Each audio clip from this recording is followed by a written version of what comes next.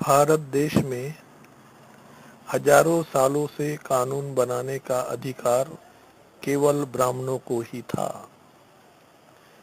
अंग्रेजों ने पहली बार सोचा कि कानून बनाने का अधिकार अन्य जातियों के लोगों को भी होना चाहिए।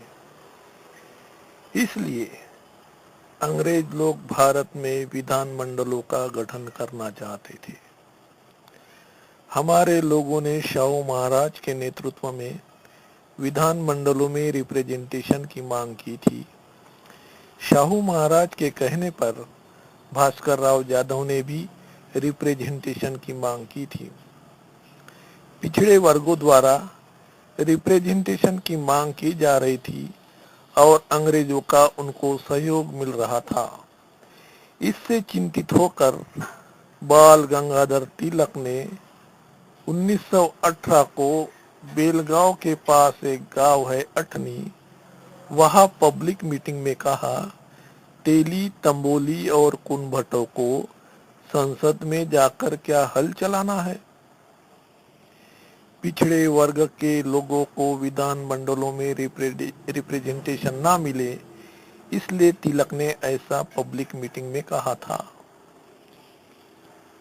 अंग्रेजों ने तिलक के विरोध को नहीं माना और मॉन्टेगू चेम्सफोर्ड के नेतृत्व में विधान मंडलों का गठन करने के लिए साउथ ब्यूरो कमेटी को भारत में भेजा और 1919 को फर्स्ट इंडिया एक्ट बना। साउथ ब्यूरो कमेटी के सामने बाबा साहब ने जो मांगे रखी थी वह पूरी नहीं हुई, लेकिन उसकी जगह पर अछूतों को नॉमिनेशन का अधिकार मिल गया था। विधान मंडलों में पिछड़े और अछूतों की संख्या बढ़ाने के लिए हर 10 साल बाद इसकी समीक्षा की जाएगी, ऐसा उसमें प्रोविजन था। 6 मई 1922 को शाहू महाराज चल बसे थे।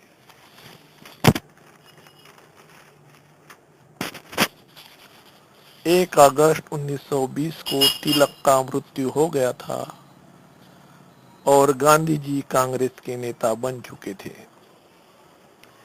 विधान मंडलों में पिछड़ों की संख्या बढ़ाने और अछूतों को प्रतिनिधित्व देने के लिए सन 1928 को अंग्रेजों ने भारत में साइमन कमीशन भेजा।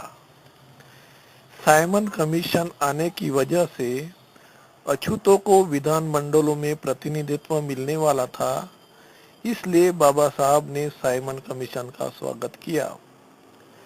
अछूतों को राजनीतिक अधिकार ना मिले, इसलिए गांधी जी और कांग्रेस ने साइमन कमीशन का इतना विरोध किया कि लाला लजपत राय लाठीचार्ज में मारा गया। गांधी जी ने साइमन कमीशन का विरोध करने का कारण बताया कि इसमें भारतीय प्रतिनिधि नहीं लिया गया है, इसलिए मैं इसका विरोध करता हूँ। गांधी जी और कांग्रेस के विरोध